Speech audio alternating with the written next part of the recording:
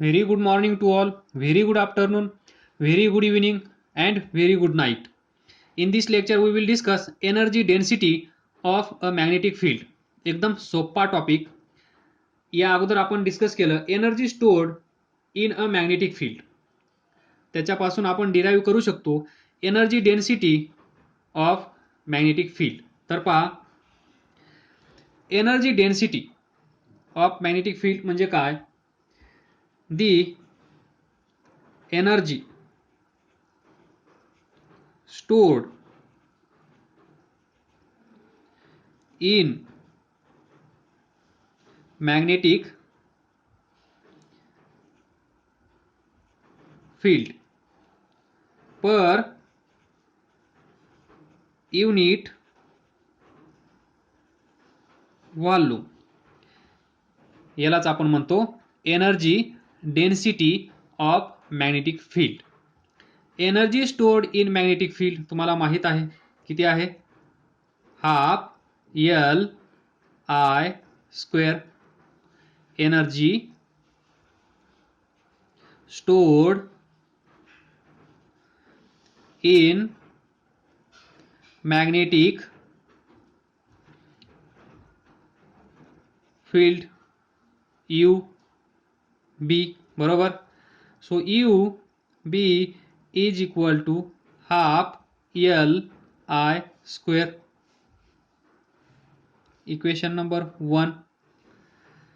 इथे पहा, energy stored in magnetic field per unit volume. तर आपल्याला आता व्हॉल्यूम पाहिजे, त्याच्यासाठी आपण कन्सिडर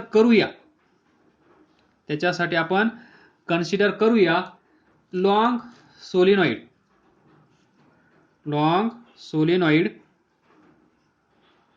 जे या अगोदरच आपण डिस्कस करून झाला आहे 2 वेळेस. याच्यावर 2 लेक्चर झाले आहेत. याला आपण काय म्हणतो? Long coil having large number of turns n. आणि यालाच कंबाईनली आपण एका शब्दात बोलायचं झालं तर काय म्हणतो? सोलेनॉइड. तर याची लेंथ आपण कन्सिडर करूया एल. जो पोर्शन आपण या सोलेनॉइडचा कन्सिडर करणार त्याची लेंथ एल. एवढं लक्षात ठेवा. आता जास्त डिस्कस करण्याची गरज नसावी, कारण सोलेनॉइडवर 2 लेक्चर्स झाले आहेत. तर याच्यातून करंट आय असा फ्लो होत असेल तर पहा, इथे करंट जात आहे, त्यानंतर इथे करंट असा येत आहे, इथे करंट येईल, इथे असा जाईल, नंतर इथे येईल, असा करंट इथे फ्लो होत असेल. सर्वांना कळत असेल. तर परत तुम्ही इथे उभा राहायचं आहे. इथे उभा राहून ऑब्झर्व करा या डायरेक्शनमध्ये. तर पहा, करंट कसा असेल तुमच्यासाठी? इथून पाहिल्यानंतर क्लॉक वाईज डायरेक्शनमध्ये. म्हणजे त्यापैकी एक टर्न मी इथे ड्रॉ करतो. तुम्ही इकडून पाहिल्यानंतर तुम्हाला दिसेल करंट या सोलेनॉइडमधून फ्लो होत आहे आणि त्याची डायरेक्शन कशी आहे? Clockwise direction. असा करंट तुम्हाला दिसेल. तर थोडं लक्षात घ्या. ही एक टर्न कन्सिडर करा. पहिली टर्न तुम्ही या साईडनी ऑब्झर्व करत आहात. तर करंट कसा फ्लो होत आहे? या डायरेक्शनमध्ये करंट फ्लो होत आहे. बरोबर. अशाच भरपूर साऱ्या टर्न्स अशा याच्या शेजारी असतील आणि याच्यापासून एक सिलेंड्रिकल शेप पाईप सारखं तुम्हाला इमॅजिन होईल किंवा इमॅजिन करू शकता तुम्ही. सिलेंड्रिकल शेप तयार होईल. असेच भरपूर सारे कॉइल्स एकमेकांना असे साईड बाय साईड ठेवत गेलो तर सिलेंडर तयार होईल. त्या सिलेंडरला काहीतरी लेंथ असेल, म्हणजेच हाईट. क्रॉस सेक्शनल एरिया हा असेल. बरोबर. तर ही पहिली टर्न असे असेल. तुम्ही इथून पाहताय. पाहिल्यानंतर पहा, हा करंट असा जात आहे, म्हणजेच हा करंट इथून असा जाईल, असाच इकडे येईल आणि असाच परत दुसऱ्या कॉईलमध्ये दुसऱ्या टर्नमध्ये असा जाईल आणि असाच करंट इथे फिरत फिरत जाईल आणि या साईडला इकडून बाहेर येईल. आलं लक्षात? तर थोडंसं व्यवस्थित लक्ष द्या. करंट पहा. आता या फिगरमध्ये पहा, आपल्यासाठी पहा, आता याच्यासाठी नाही, आपल्यासाठी करंट पहा. थोडंसं याला असं इन्क्लाइन करतो. इथून करंट जात आहे, सर्वांना माहीत आहे. हा करंट इथून येत आहे, बरोबर. आपल्यासाठी हा करंट पहा, या साईडला. ही साईड म्हणजे ही साईड आणि ही साईड म्हणजे ही साईड. तर या साईडला पहा, इथून करंट असा येत आहे. तर हा करंट या पोझिशनला पहा, या पॉईंटला काय होत आहे, हा करंट आपल्याकडे येत आहे असं तुम्हाला वाटत आहे की नाही? हा करंट इथे जाईल, या पोर्शनला पहा, या टॉप पॉईंटला, इथे. इथे म्हणजेच इथे वरून पाहिल्यानंतर तुम्हाला हा पॉईंट दिसेल, हा पॉईंट दिसेल. इथे पहा करंटची डायरेक्शन कशी आहे, अशी आहे. इथे करंटची डायरेक्शन अशी आहे, कारण करंट असा जात आहे. पहा करंटची डायरेक्शन अशी, म्हणजेच हा करंट असा जात आहे. इथून करंट असा येत आहे असं आपल्याला वाटत आहे. असाच करंट हा इथे जाईल आणि या पॉईंटला पहा, अपोजिट, डायमेट्रिकली अपोजिट. इथे करंट काय होईल, प्लेनमध्ये जाईल. इथे कमिंग आउट ऑफ प्लेन, इथे going into the plane. त्यावेळेस मॅग्नेटिक फील्ड कसा असेल सांगू शकता का? तर मॅग्नेटिक फील्ड पहा, सॉरी, एवढा पोर्शन करंट असा फ्लो होत आहे, म्हणजे ज्या डायरेक्शनमध्ये करंट फ्लो होत आहे त्या डायरेक्शनमध्ये थंब असला पाहिजे, बरोबर. पण इथे करंटची डायरेक्शन अशी आहे, तर माझ्यासाठी ते अवघड होईल. करंटची डायरेक्शन अशी असली असती, थोडंसं चेंज करतो. करंटची डायरेक्शन अशी असली, अशी डायरेक्शन असली असती तर काय करावं लागलं असतं, या डायरेक्शनमध्ये थंब, बरोबर. ज्यावेळेस आपण थंब या डायरेक्शनमध्ये ठेवतो त्यावेळेस पहा, फिंगर्स, 4 फिंगर्स, हा कंडक्टर पकडल्यानंतर काय होईल, असा पकडावा लागेल, असा, बरोबर. म्हणजेच याच्या आतमध्ये जात आहेत. त्यावेळेस डायरेक्शन ऑफ थंब पहा कुठे आहे, इकडे. जर करंट असा असला असता तर, पण करंट असा आहे का, नाही. करंट असा आहे, म्हणजेच या डायरेक्शनमध्ये मॅग्नेटिक फील्ड लाईन्स असतील का, नाही. तर कोणत्या डायरेक्शनमध्ये असतील, या डायरेक्शनमध्ये, त्याच्या अपोजिट डायरेक्शनमध्ये. थोडंसं इमॅजिन करा, माझ्यासाठी ते पॉसिबल होत नाहीये. तर मी मगाशी पण या अगोदरच्या लेक्चरमध्ये डिस्कस करून व्यवस्थित समजावून सांगितलं आहे. कुठलाही एक पोर्शन घ्या, तो पोर्शन उजव्या हातामध्ये पकडण्याचा प्रयत्न करा. ही 4 फिंगर्स ज्या डायरेक्शनमध्ये येत आहेत ती डायरेक्शन फक्त ऑब्झर्व करण्याचा प्रयत्न करा. इथे करंटची डायरेक्शन कशी आहे, क्लॉकवाईज आहे. इकडून पाहिल्यानंतर म्हणजे करंट कसा आहे, असा करंट येत आहे. इकडून पाहिल्यानंतर ही डायरेक्शन पहा, दिस इज क्लॉकवाईज डायरेक्शन. या डायरेक्शनमध्ये करंट या टर्नमधून फ्लो होत आहे. ही टर्न अशी आहे याच्यासाठी, इथून करंट असा जात आहे, बरोबर, क्लॉकवाईज डायरेक्शन. म्हणजे या पोझिशनला करंट आपल्याकडे येत आहे, या पोझिशनला करंट आपल्यापासून दूर जात आहे. पेपरवर हे आपण कसं दाखवणार, करंट आपल्याकडे येत असेल तर आपण कसं दाखवतो, coming out of plane, circle आणि त्याच्या सेंटरला dot. Going into the plane, इथे कसं आहे, प्लेनमध्ये करंट जात आहे या पॉईंटला, कारण आपल्यासाठी हा टॉप पॉईंट आणि हा बॉटम पॉईंट हे दोनच पॉईंट आपल्याला कन्सिडर करायचे आहेत. मधला पोर्शन आपल्याला दाखवता येत नाही. टॉप बॉटम, टॉप म्हणजे हा पॉईंट, बॉटम म्हणजे हा पॉईंट या फिगरमध्ये. तर इथून करंट आपल्याकडे येत आहे, म्हणजे या साईडला डायरेक्शन ऑफ करंट कशी असली पाहिजे, आपल्याकडे येत आहे. या साईडला डायरेक्शन ऑफ करंट कशी असली पाहिजे, going into the plane. या साईडला प्रत्येक टर्नसाठी असे असेल. इमॅजिन होत आहे, नसेल तर जोपर्यंत इमॅजिन होत नाही तोपर्यंत हा एक्सपेरिमेंट करत राहा. या साईडला डायरेक्शन ऑफ करंट कशी असेल, आपल्याकडे येत आहे असं आपल्याला वाटत आहे. करंट आपल्यासाठी, याच्यासाठी नाही, आपल्यासाठी इथे असा करंट असेल, बरोबर. आपल्याकडे इकडे, आपल्याकडे इकडे, म्हणजे going into the plane, coming out of the plane, ही असेल या करंटची डायरेक्शन. मग करंटची डायरेक्शन अशी असेल तर डायरेक्शन ऑफ मॅग्नेटिक फील्ड कसे असेल हे तुम्हाला माहीत आहे. इथे मी थोडंसं सांगितलं आहे, हा करंटची डायरेक्शन चेंज करून सांगितलं आहे. करंटची डायरेक्शन अशी केल्यानंतर म्हणजे याच्यासाठी अँटी क्लॉकवाईज, तर ज्या डायरेक्शनमध्ये करंट आहे त्या डायरेक्शनमध्ये थंब ठेवल्यानंतर 4 फिंगर्स कुठे जात आहेत? इकडे, म्हणजे इथून इकडे.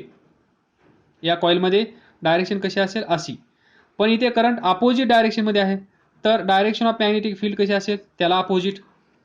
तर मी थोडं रिव्हर्स करून तुम्हाला समजावून सांगण्याचा प्रयत्न केला आहे. नाऊ या करंटसाठी मॅग्नेटिक फील्ड लाईन असा असेल, असं म्हणजे या डायरेक्शनमध्ये इथून आतमध्ये जाईल, इकडे बाहेर निघेल, दिस असं मॅग्नेटिक फील्ड इनसाइड सोलेनॉइड असेल. या डायरेक्शनमध्ये इकडे बाहेर येईल, इथे आतमध्ये जाईल. तुम्ही इमॅजिन करू शकता, भरपूर वेळा राईट हँड रूल यूज करू शकता. जोपर्यंत अशी डायरेक्शन येत नाही तोपर्यंत तुम्हाला हा एक्सपेरिमेंट करत राहायचा आहे. इथे पहा थोडासा पोर्शन करंट आय, इथे तुम्हाला लवकर इमॅजिन होतं. कंडक्टर आणि दिस, ज्या डायरेक्शनमध्ये करंट आहे त्या डायरेक्शनमध्ये थंब, त्यानंतर कंडक्टर पकडा. या कंडक्टरच्या लेफ्ट साईडला पहा, 4 फिंगर्स आपल्याकडे येत आहेत. कंडक्टरच्या राईट साईडला पहा, ती 4 फिंगर्स आपल्यापासून दूर जात आहेत. आपल्यापासून दूर जात आहेत. पेपरवर कसं दाखवणार? Going into the plane या साईडला, कमिंग आउट ऑफ प्लेन या साईडला. इथे मॅग्नेटिक फील्ड असा असेल, म्हणजे हे कमिंग आउट ऑफ प्लेन आणि हे going into the plane या साईडला असं. तसंच या टर्नचा कुठलाही एक पोर्शन कन्सिडर करा, तो स्ट्रेट लाईन असेल. मग असं इमॅजिन करा, त्यावेळेस तुम्हाला मॅग्नेटिक फील्ड लाईनची डायरेक्शन अशी भेटेल. तर ही एक टर्न आहे, त्याच्यानंतर त्याच्या शेजारी दुसरी, त्याच्यानंतर तिसरी, चौथी, पाचवी, सहावी, सातवी, आठवी, नववी, 10वी फेल, नाही ना? 11वी, 12वी टॉपर, बरोबर? तर असा एक सिलेंडर तुम्हाला इमॅजिन करता येईल. मग सिलेंडर म्हणल्यानंतर या सिलेंडरला हाईट असते, ती आपण इथे लेंथ कन्सिडर करूया. हा असेल क्रॉस सेक्शनल एरिया ए. मग याचं व्हॉल्यूम काय असेल? हा म्हणजेच हा आहे, विसरू नका, सोलेनॉइडच आहे हा. तुम्हाला व्हॉल्यूम फाइंड करण्यासाठी सिलेंडर मी म्हणत आहे. तर याचं व्हॉल्यूम काय असेल? एरिया, क्रॉस सेक्शनल एरिया ए into height. Cross sectional area ए, हाईट किती आहे? एल. तर तुम्हाला व्हॉल्यूम भेटलं आहे. तर पहा, energy stored in magnetic field per unit volume. Energy store तुम्हाला माहीत होती, half L I square. Volume माहीत नव्हतं, तर हा सोलेनॉइड आपण कन्सिडर केला आणि या सोलेनॉइडचं व्हॉल्यूम आपण फाइंड केलं. किती आलं? A L. मग एनर्जी डेन्सिटी तुम्ही डिफाईन करू शकता की नाही? तर पहा, एनर्जी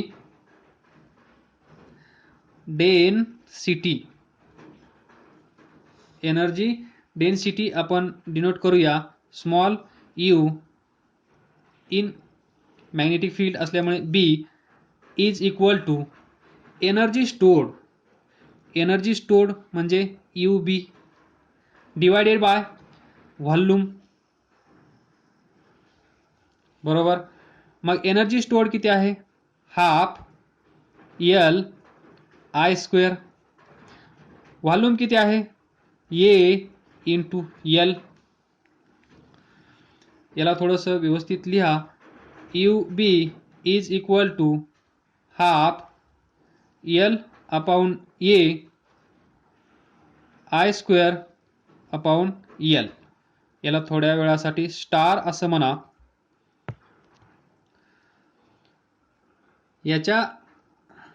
या लेक्चरच्या अगोदर आपण पाहिलं, for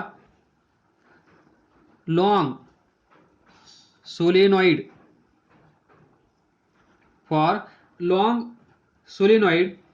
we know that the inductance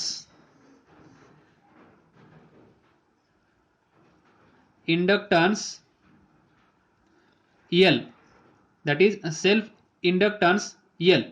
लिहू शकता, self inductance L per unit length किती होता, L divided by L is equal to mu not N square A. तिथे आपण असं पाहिलं नव्हतं, तिथे आपण असं पाहिलं होतं self inductance for long solenoid mu naught N square A into L. Lecture time संपला होता, टाईम नव्हता म्हणून आपण इथेच थांबलो होतो. इथून आपण असं लिहू शकतो self inductance per unit length, this length इकडे येईल L divided by L is equal to mu not N square A. तेच इथे आपण यूज करत आहोत. इथपर्यंत आपण पाहिलेलं होतं self inductance for long solenoid या अगोदरच्या लेक्चरमध्ये mu not N square A L, where mu naught तुम्हाला माहीत आहे N number of turns per unit length, A cross sectional area of solenoid, L length of solenoid. तर हा formula इथे आपण यूज करत आहोत. फक्त हा एल इकडे येईल. सेल्फ इंडक्टन्स एल पर युनिट लेंथ किती भेटेल आपल्याला, एवढा. तर इथे पहा एनर्जी डेन्सिटीच्या इक्वेशनमध्ये सेल्फ इंडक्टन्स एल आहे, एवढा पोर्शन, त्याला मी राऊंड करतो. हा एल बाय एल काय आहे, हा L by L, L by L. इथे पण काय आहे, एल बाय एल. हा एल सेल्फ इंडक्टन्स, हा एल लेंथ ऑफ सोलेनॉइड, विसरू नका. L self inductance and this L length of solenoid. तर हे उचलायचं आहे तुम्हाला, इथे ठेवायचं आहे. तर आपण ठेवूया. तर पहा energy density, energy density U B, छोटा U, U B is equal to half L. हा एल इकडे घेतो, एल इथे काय असेल मग I square divided by cross sectional area A, this this. इथे हे इक्वेशन उचला, इथे ठेवा, काय भेटेल, U B is equal to half mu not N square A into I square divided by A जा, बरोबर, ए इज इक्वल टू जा, म्हणजेच कॅन्सल. तर लक्षात आला असेल. तर याला व्यवस्थित लिहूया. U B is equal to half mu not N square I square. तर थोडीशी जानकारी, वेअर दिस यू बी काय आहे, energy density of magnetic field, energy density of magnetic field. Mu nought सांगा, mu nought is permeability constant, permeability constant for air. तो किती असतो, mu nought is equal to, सर्वांना पाठ झाला असेल, नसेल तर पाठ करा, -7 Tm पर ए. यालाच तुम्ही असंही लिहू शकता 4 pi into 10⁻⁻7 H per M, henry per metre, tesla metre per ampere. This is mu nought, और this is more about this mu nought. त्यानंतर दिस एन, बोला N is number of turns, number of turns per unit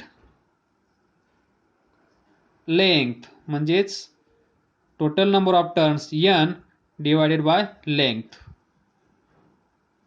या n ची value. त्यानंतर I माहित आहे, current through दिस solenoid. त्यानंतर आपल्याला हे पण माहित आहे, काय माहित आहे पहा, फॉर दिस सोलिनॉइड, हा जो सोलिनॉइड आहे या सोलिनॉइडच्या आतमध्ये इथेच फक्त मॅग्नेटिक फील्ड असतं, बरोबर. आउटसाइड दिस सोलिनॉइड मॅग्नेटिक फील्ड किती असतं, 0. म्हणजे या पॉइंटला मॅग्नेटिक फील्ड किती असेल, 0. पण या पॉइंटला मॅग्नेटिक फील्ड किती असेल, काहीतरी असेल, आणि हे आपल्याला माहित आहे ते किती असतं, B = μ0 Ni. या सोलिनॉइड मधून फ्लो होणारा करंट I या सोलिनॉइड मध्ये पर युनिट लेंथ, पहा ही टोटल लेंथ एवढी आहे, पर युनिट लेंथ म्हणजे समजा आपल्यासाठी एवढी लेंथ, एवढ्या लेंथ मध्ये किती टर्न्स आहेत, 1 2 3 4, बरोबर. याला आपण म्हणतो number of turns per unit length. Total number of turns म्हणजे हा n नाहीये, टोटल नंबर ऑफ टर्न्स म्हणजे कॅपिटल N, आणि स्मॉल n म्हणजे not total number of turns per unit length म्हणजेच capital N divided by L. इथून आपल्याला भेटेल हा छोटासा n. याच्यामध्ये भरपूर साऱ्या टर्न्स असतील, त्याला आपण भरपूर सारी ही लेंथ असेल त्याने डिवाइड करणार, मग आपल्याला एवढ्या पोर्शन मध्ये किती टर्न्स आहेत त्या भेटतील, त्या टर्न्स म्हणजे हा n. μ0 परमिएबिलिटी कॉन्स्टंट, सांगण्याची गरज नसावी. I याच्यातून फ्लो होणारा करंट, या तिघांचा संगम, या तिघांचा प्रोडक्ट म्हणजेच या सोलिनॉइडच्या आतमध्ये असणारं मॅग्नेटिक फील्ड B. तर for a solenoid the magnetic field at interior point, कळलं, म्हणजेच इनसाइड the solenoid. कारण काय, सोलिनॉइडच्या बाहेर, because magnetic field outside solenoid is almost 0. लक्षात ठेवा, इथे परत ड्रॉ करतो, महत्वाचा MCQ क्वेश्चन बनू शकतो. एवढा पोर्शन असेल सोलिनॉइडचा, तर एवढ्याच पोर्शन मध्ये मॅग्नेटिक फील्ड असेल, आणि याच्या बाहेर म्हणजे इथे मॅग्नेटिक फील्ड 0 असेल.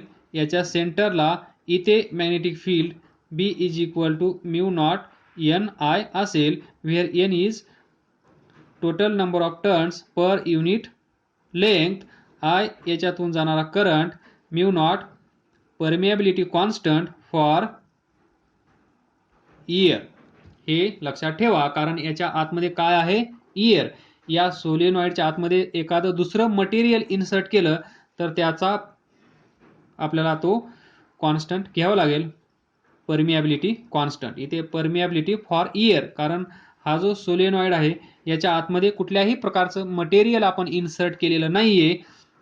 ही एक सिंपल कॉईल आहे, त्याच्यामध्ये नंबर ऑफ टर्न्स खूप आहेत, आणि त्या इथे म्हणजे कुठे, ही पहा, ही कॉईल, याच्या आतमध्ये काय आहे, एअर. म्हणून परमिएबिलिटी कॉन्स्टंट फॉर एअर आपण एवढा घेत असतो, हे सर्वांना माहित आहे. For solenoid the magnetic field at interior point that is inside the solenoid किती असते, is given by, that is B = μ0 Ni. इथे I असा नाहीये, इथे कॅपिटल I घ्यावा लागेल, कारण आपण वर कॅपिटल I कन्सिडर केला आहे. कन्फ्युजन अवॉइड करण्यासाठी आपण हा चेंज करूया. हा आय कुठे असा आय लिहिला असेल तर तुम्ही चेंज करून घ्या, कारण मला आय हा लिहायची सवय पडली आहे. तर mu not N I star star star. तर आता काय करूया आपण, इथे पहा एनर्जी डेन्सिटी किती आहे, हाफ, इथे लिहितो half U B is equal to half mu not N square I square. तर थोडासा इथे आपण चेंज करूया, ॲडजस्टमेंट तुम्ही सिक्वेन्समध्ये करा, मी शॉर्टकटमध्ये करतो. तर इथे पहा म्यू नॉट आहे, एन आहे, आय आहे, फक्त एक म्यू नॉट कमी आहे. तर मी काय करतो, इथे याला स्क्वेअर म्हणतो, स्क्वेअर करतो आणि परत म्यू नॉटनी डिवाइड करतो. काय चेंज होईल का, काही चेंज होणार नाही, बरोबर.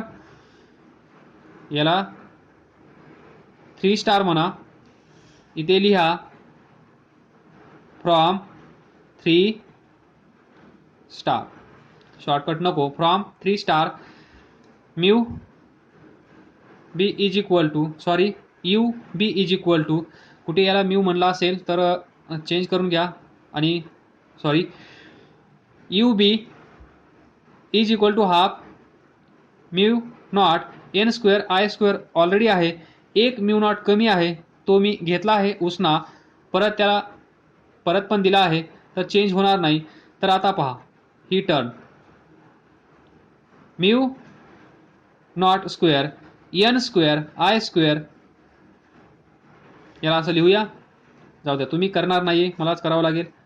म्यू नॉट एन आय ब्रॅकेटचा square divided by mu nought. तर म्यू नॉट एन आय म्हणजे काय आहे, बी,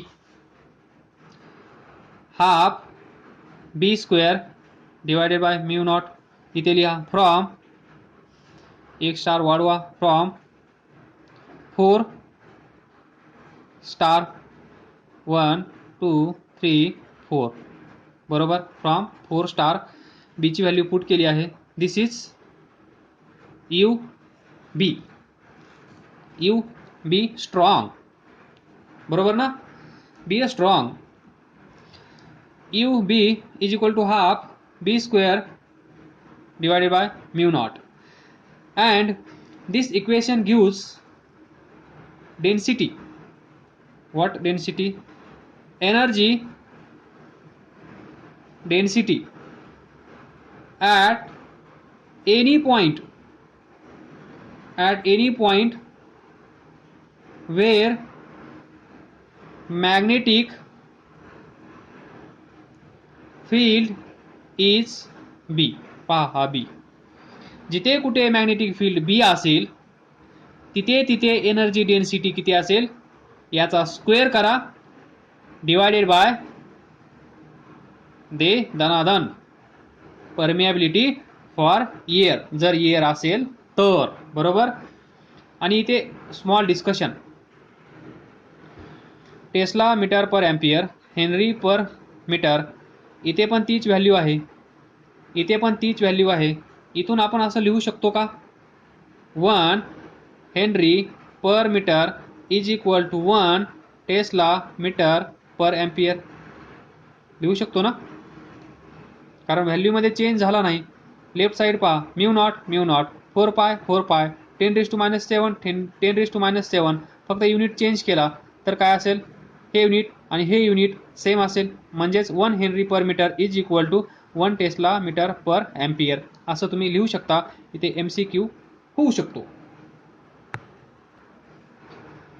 तर लक्षात ठेवा, हे जे इक्वेशन आहे energy density of magnetic field, हे प्रत्येक ठिकाणी ॲप्लिकेबल असेल, प्रत्येक ठिकाणी तुम्ही यूज करू शकता, कारण ही जी एनर्जी डेन्सिटी आहे ती डिपेंड करत आहे मॅग्नेटिक फील्डवर.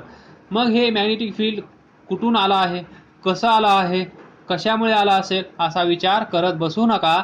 जिथे कुठे मॅग्नेटिक फील्ड बी असेल तिथे तिथे एनर्जी डेन्सिटी एवढी असेल.